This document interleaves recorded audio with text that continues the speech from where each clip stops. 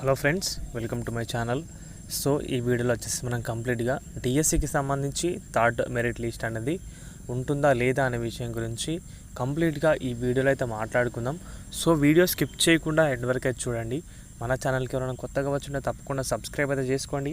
So daily updates అనేవి మన ఛానల్లో అందుబాటులో ఉంటాయి. సో చాలామంది ఏంటి అడుగుతున్నారంటే, సో ఇప్పుడు ఆల్రెడీ డాక్యుమెంట్ వెరిఫికేషన్లో కొంతమంది అయితే అంటే రిజెక్ట్ చేయబడ్డారు కదా. సో దాదాపు 72 నుంచి 75 మంది ఏమో రిజెక్ట్ అయిపోయారు. అంటే ఫేక్గా డాక్యుమెంట్స్ అనేవి పెట్టి వారైతే ఇప్పుడు వరకు నిలబడ్డారు. బట్ ఇప్పుడైతే దానికి సంబంధించి బయటకైతే వచ్చేసింది ఫేక్గా వీరు డాక్యుమెంట్స్ యూజ్ చేశారని చెప్పేసి.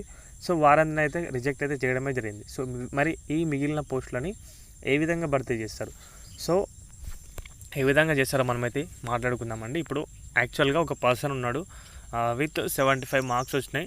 ఓకే, సో ఆ పర్సన్ ఫేక్ డాక్యుమెంట్స్ అనేది అయితే పెట్టి ఇక్కడ నిలబడ్డాడు. సో ఇప్పుడు కంప్లీట్గా వెరిఫికేషన్లో ఫెయిల్ అయినాడు కాబట్టి సో తర్వాత ఏంటి, ఓకే కేటగిరీ, ఓకే ముందుగా అయితే కేటగిరీ చూస్తారు.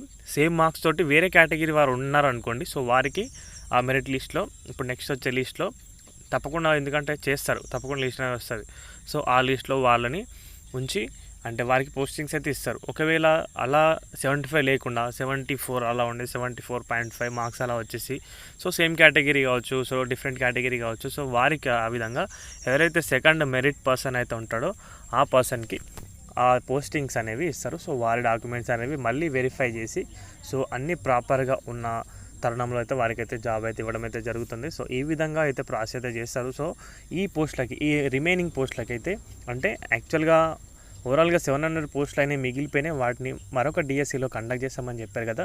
సో అవి కాకుండా ఇప్పుడు ఆల్రెడీ వెరిఫై అయిపోయి అందులో ఫేక్గా తేలిన అభ్యర్థులు ఏంటంటే, సో వారికి సంబంధించి వేరొక అభ్యర్థితో మెరిట్ లిస్టులో ఉన్న అభ్యర్థితో వాటిని అయితే భర్తీ చేయడం అయితే జరుగుతుంది. ఓకేనా, ఇదండి కంప్లీట్గా. సో వాటికి సంబంధించి కూడా లిస్ట్ని అయితే రిలీజ్ చేస్తారు. సో ఇది గైస్ కంప్లీట్గా వీడియో అయితే. సో వీడియో నచ్చితే వీడియోకి అయితే లైక్ చేయండి. మన ఛానల్కి ఎవరైనా కొత్తగా వచ్చండి సబ్స్క్రైబ్ చేసుకోండి. థ్యాంక్స్ ఫర్ వాచింగ్ అందరికీ. బాయ్.